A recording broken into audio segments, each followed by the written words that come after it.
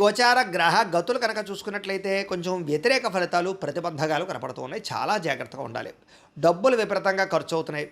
ధన నష్టం అంటే ఎక్కడైనా పెడితే కోల్పోవడం కానీ, దొంగతనాలు జరగడం కానీ, విలువైన వస్తువులు పోవడం కానీ, వాహనాలు చెడిపోవడం కానీ, ఇంట్లో ఖర్చులు అధికమవ్వడం కానీ, అప్పులు చేయవలసి రావడం కానీ పరిస్థితులు కనపడుతూ ఉన్నాయి.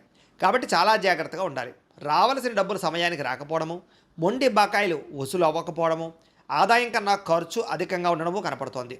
కుటుంబ సభ్యులకు సంబంధించి అనారోగ్య సమస్యలు, ఇంట్లో ఎవరికో ఒంట్లో బాగోకపోవడం వల్ల ఏదో కారణంగా ఖర్చులు విపరీతంగా కనపడుతున్నాయి. ఉద్యోగస్తులకి అధిక శ్రమ, ఊహించని ఉద్యోగ మార్పులు, ఉద్యోగాల్లో సమస్యలు అధికమవడం కనపడుతోంది. అనారోగ్య సమస్యల వల్ల కూడా మానసిక ప్రశాంతత లేకపోవడం కనపడుతుంది. కాబట్టి ఆరోగ్యం పట్ల ప్రత్యేక శ్రద్ధ పెట్టండి. సమయానికి తినండి, రాత్రి తొందరగా పడుకోండి, ఫోన్లు చూడకుండా పడుకోండి రాత్రులు.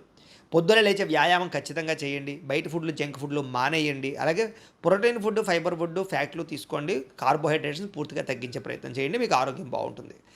మంచివారిని అపార్థం చేసుకునే అవకాశాలు ఉన్నాయి, జాగ్రత్త.